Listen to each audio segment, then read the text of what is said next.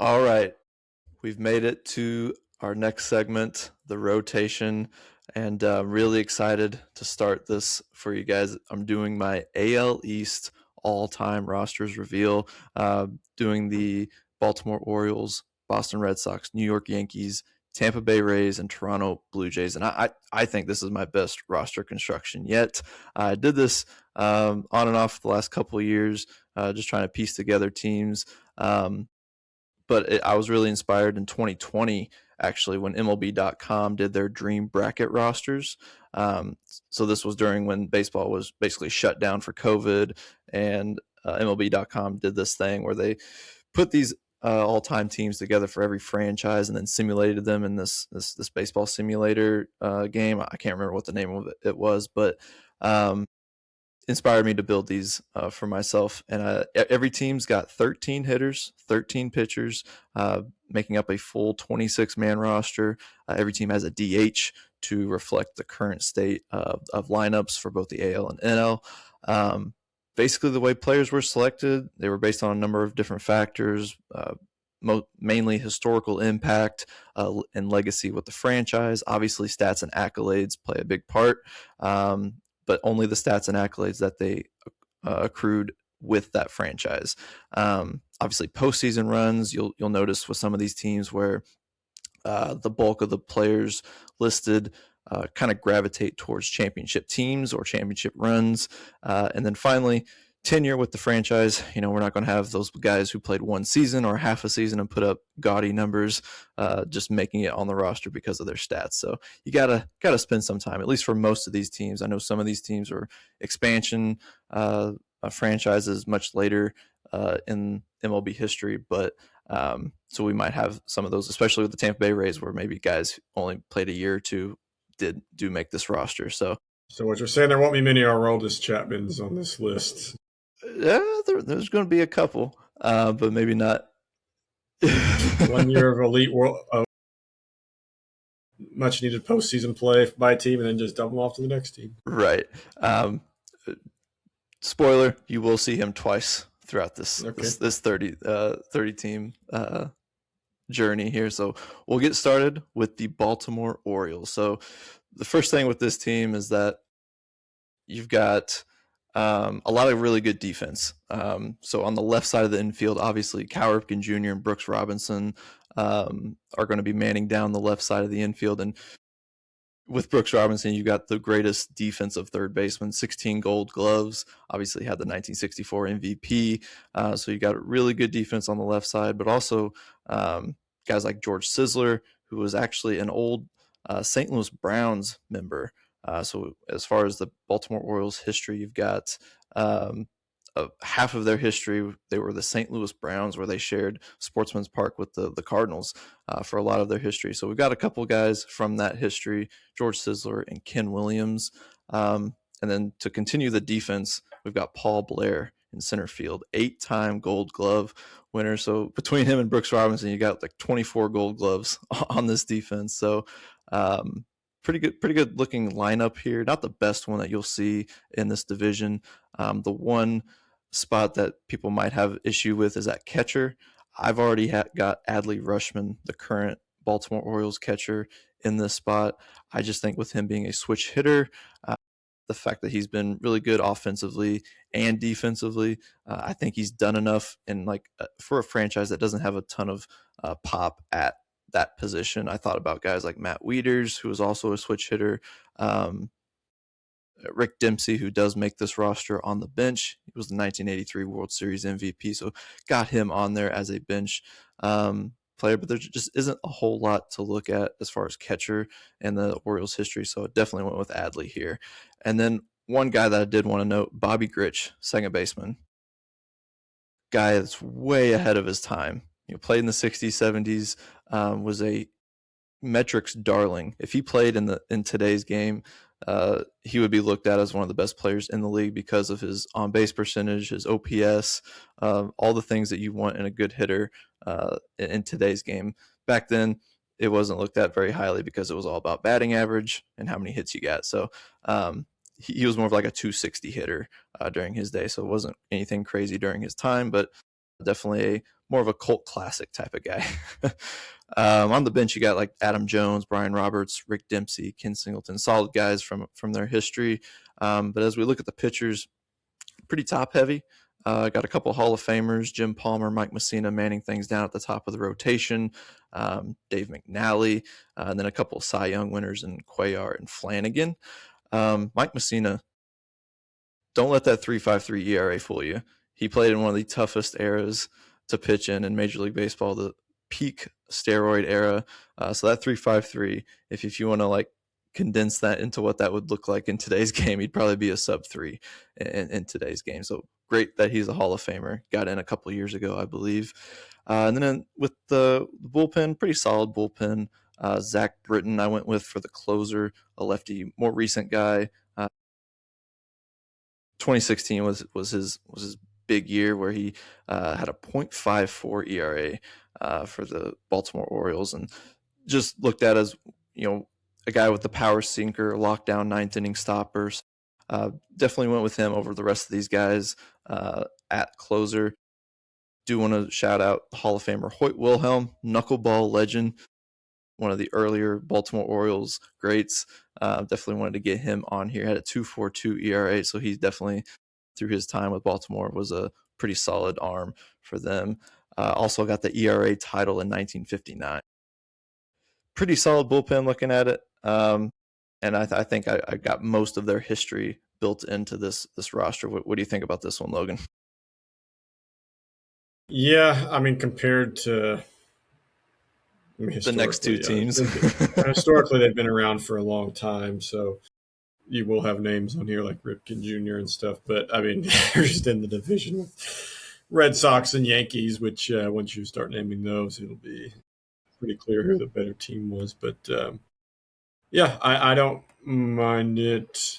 I didn't do as much research or put as much time in as you have these last few years, it sounds like. But from what I looked at, these were the guys that I was seeing. Uh, some of the guys I wrote down. So I don't mind it. I don't mind it. Hopefully, Baltimore Nation agrees with you. Yeah, Baltimore fans, if you're watching, definitely put your thoughts into the comment section of what you think about this roster. Do like the Frank Robinson edition, 1966 Triple Crown winner. Definitely had to include him in right field. So moving on to the Boston Red Sox, and if you thought Baltimore's lineup was good, this one's 10 times better. It's absolutely stacked top to bottom. Currently, there are 1, 2, 3, 4, 5, 6 Hall of Famers in my starting lineup for this team. Speaker, Williams, Fox, Ortiz, Boggs, and Fisk. Just every era of this Boston Red Sox. It's crazy that they had such a long drought of World Series championships because they've had so many great players come through their organization. And you look at the guys who in the starting lineup who aren't Hall of Famers. Two of them, I think, in the future will be, with Dustin Pedroia and Mookie Betts. The one thing about the lineup here is I think the toughest thing for me was to not have Carl Yastrzemski in the starting lineup. There was just no way I could fit him in. With him mostly playing left field and first base and a little time in center, I could not fit him in over Ted Williams, Jimmy No, you Fox, cannot. Tris No, Ted Speaker, Williams. and I Yeah. couldn't put him in right field over Mookie just because he played like 8 games in right field in his whole career. So, so yeah, probably the best bat that you'll see on a bench for any team. And I think a lineup that goes toe to toe with any lineup that you'll see going forward, even the Yankees lineup, just an all time great. Even a guy like Nomar Garciaparra, who would be the only one in this lineup that wouldn't be a Hall of Famer at this point, had an absolute amazing peak with them. Had a 323 batting average, 2 batting champs in 99 and 2000, and just a really good defensive shortstop as well. So quite the lineup here, taking into account their whole history, even way back into the dead ball era with Tris Speaker, which obviously with his batting average at 337, one of those guys like the Ty Cobbs, the Honus Wagners of the world. Definitely a stacked lineup. Not to sell short Manny Ramirez, who does make this roster on the bench. We probably see him again in the next division that we go over. On the pitching side of things, I think this is the best pitching staff in the division. You've got Pedro Martinez, Roger Clemens, Cy Young, Lefty Grove, and Louis Tiant in that starting rotation. Martinez, 2 Cy Youngs, probably the best peak of any pitcher ever, considering his 2000 season was probably the best pitching season ever from any player, because he ended with a 1.74 ERA in the height of the steroid era, which is just unheard of. Most guys were well over 3 and into the 4 in their ERA total. So obviously Roger Clemens, we know everything about him.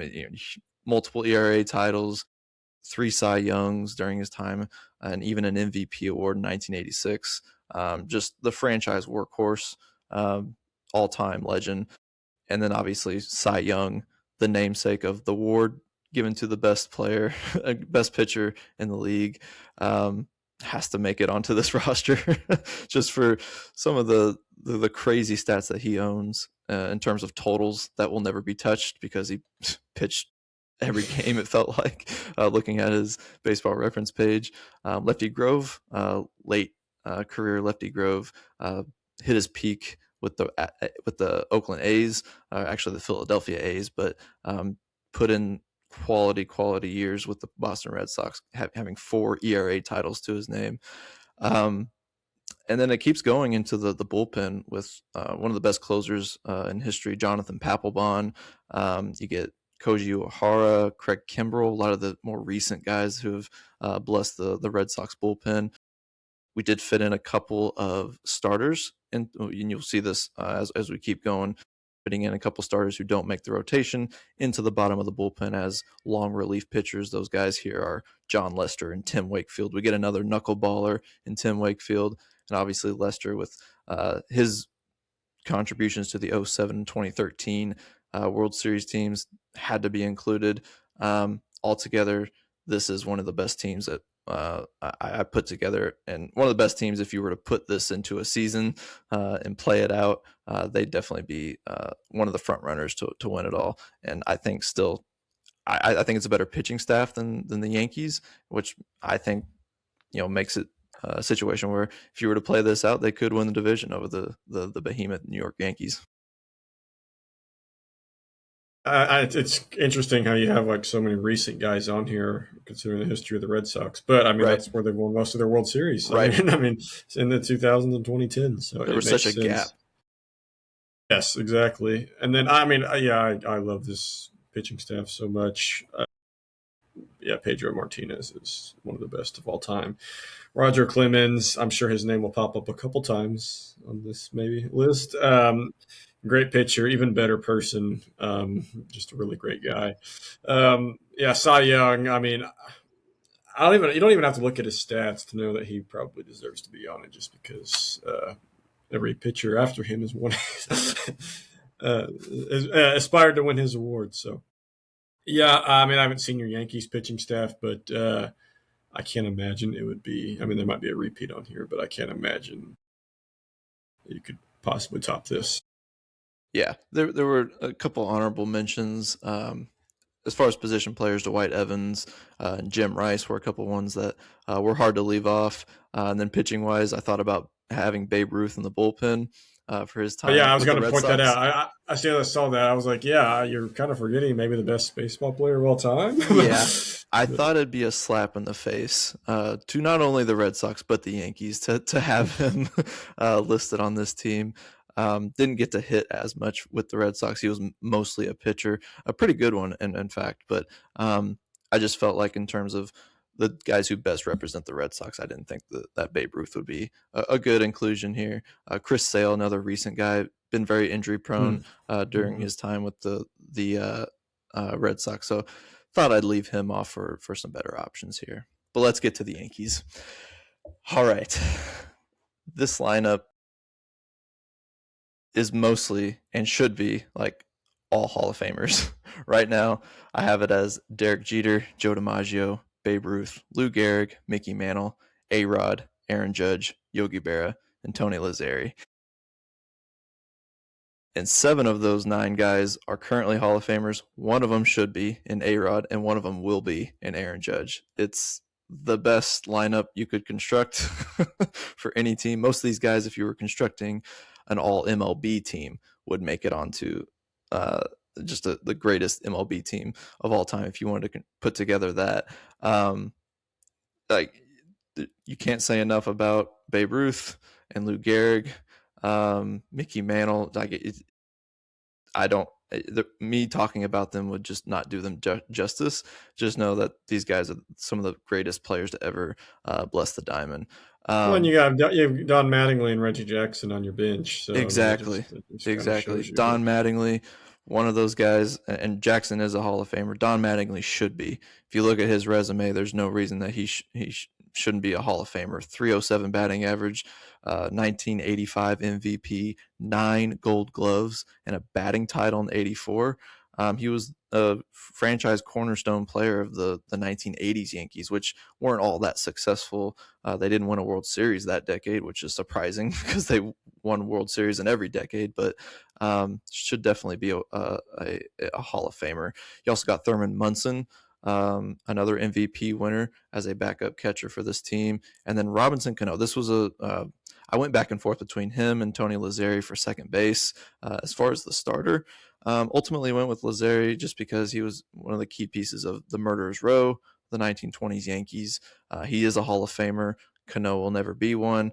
And you know, you could go either way with this one. They both had really good batting averages, good pop. Definitely Lazzeri for his time period had really good pop. So I think either way, you can't go wrong with this. The pitching side of things, very solid. 3 Hall of Famers in the rotation: Whitey Ford, Lefty Gomez, and Red Ruffing.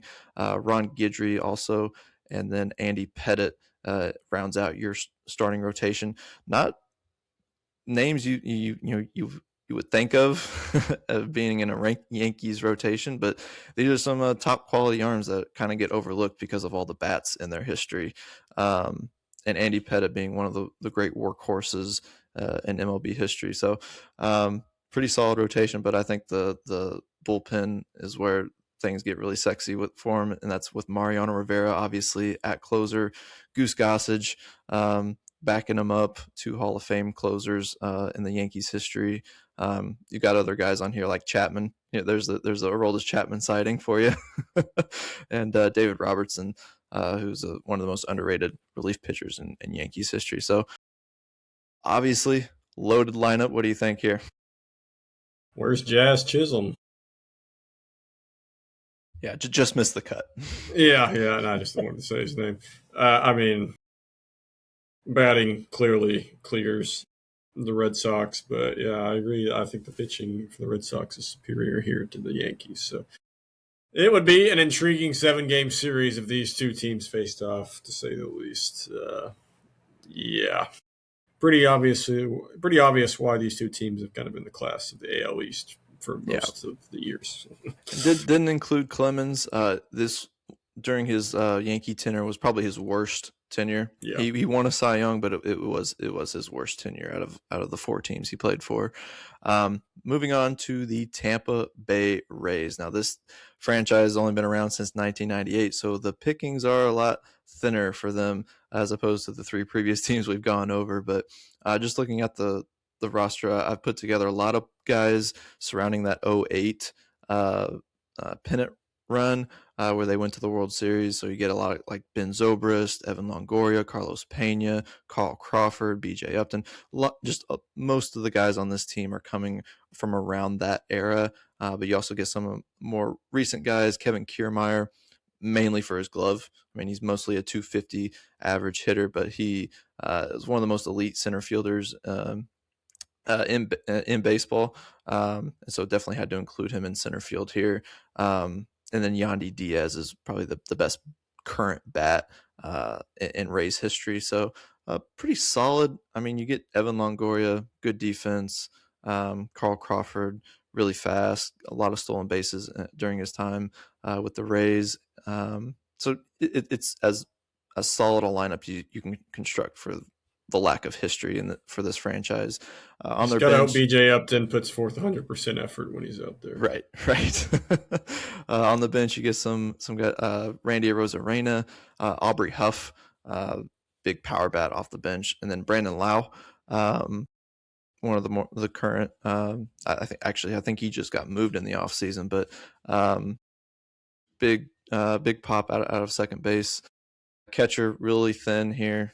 Deoner Navarro was a sub catcher during his day, but he was part of that '08 team, and had some clutch postseason moments for him. So I thought he had the best resume to be put as the starting catcher. And then Toby Hall, longest tenured catcher. So both of those guys get in here on this roster. The pitching side is actually pretty nice when you look at their rotation. David Price, Cy Young winner in 2012. Blake Snell, another Cy Young winner. James Shields, Scott Kazmir, and Shane McClanahan round out the rotation. And then you get Fernando Rodney as the closer for the squad. Electric stuff for the short time that he was with them. Comeback Player of the Year award for the American League. Had the .60 ERA in 2012. So that season alone got him the closing spot on this roster. But then just a lot of other just solid closing and kind of like setup arms in the bullpen with Alex Colomé, Kittredge, McGee, Fairbanks, Roberto Hernandez. So I think altogether a solid team, but just at a disadvantage with this division. Too young, just too young, and tough division. Yeah, but yes, it would be a very good team, though. I would say that. I remember most of these guys growing up when the Rays were good for a short period of time. And then we will round this division out with the Toronto Blue Jays. They've been around since, I believe, 77. So we got a little bit more history here, but not as much as the Orioles, Red Sox, and Yankees. We've got a couple Hall of Famers. One of them in the lineup, Roberto Alomar, one of the catalysts during that 2-year stretch where they went back-to-back 92 and 93 in the World Series. But you got some big bats in this lineup, actually, with Josh Donaldson, Carlos Delgado, Jose Bautista, George Bell, Edwin Encarnacion, all those guys, big-time power, makes up most of this batting lineup. And then you got a couple speedsters with Devin White and Tony Fernandez, who also have pretty good batting averages and gloves, with Tony Fernandez having 4-time Gold Glove winner. Russell Martin got the catcher spot here, but I think – given a couple of years, I think Alejandro Kirk, the current catcher, could make it onto this team. He's put up pretty productive numbers, and if they go on another playoff run again like they did last year, he could potentially be on this team. Obviously on the bench, Vladdy Jr., I'm not quite putting him on the starting lineup just yet. Give him a couple more productive seasons, and we'll see about it. John Olerud, Vernon Wells, and Ernie Witt round out the lineup. And then on the rotation side, Roy Halladay, the other Hall of Famer on this team, obviously his Cy Young in 03, 6-time All-Star franchise ace of this team. Dave Stieb and Jimmy Key, underrated guys. Plenty of All-Stars to go around for both those guys. Both have an ERA title in the 80s. And then here's a Roger Clemens sighting. In just 2 seasons with the Toronto Blue Jays, it was probably one of the greatest 2-year runs ever. 2 Cy Youngs in 97 and 98. Not only that, he had 2 Triple Crowns. So he led the league in wins and ERA and strikeouts. Just might have been when he started juicing, but I think with those 2, he definitely at least gets in as the 4-hole in this rotation. And then Pat Henkin, another underrated guy, won the Cy Young in 1996. So pretty solid rotation here for the Blue Jays. But in the bullpen, got Tom Hinkie, Dwayne Ward, a couple of their best saves guys, closers, and then just some like quality arms out of the bullpen. BJ Ryan, Billy Koch, Paul Quantrill, Casey Jansen, just not huge names, but very quality relief arms. And then we rounded out with a couple of starters at the back end of the bullpen with Juan Guzman, who was definitely a big part of that 92-93 World Series teams, and then David Wells. A lot of fame on the Yankees. He was on some of the World Series teams in the 90s, but had very productive time here with the Toronto Blue Jays. was on the 1992 World Series team and was a 20-game winner in 2000. So that rounds out the AL East. What did you think of those teams, Logan? I don't think they will, but I mean, if the Blue Jays make something of what they did last year, a couple of those guys might make their way onto this team eventually. Oh, I got to say, because they were a pretty good team, they were a couple miracle plays away from bringing the Blue Jays their first World Series title since the early 90s. Yeah, which is pretty impressive. It's always impressive when one of the outside teams from the Yankees-Red Sox goes on a run in this from this division, just because of how difficult it. I mean, just look at the NFL. Think of how no AFC East team was good except for like a minor Jets run in the entire Brady era, just because it's hard to compete whenever one team in your division is always so down. Yeah. Well, this is just one division down. We'll continue on with the AL Central next week, hopefully. If we have to skip a week, we'll come back to this. I'll be sure to reveal all of my teams. I will be getting these sent out in Instagram posts so you guys can look them over. We'll clip this segment too, so if you guys just want to watch this part of the podcast, you can do so.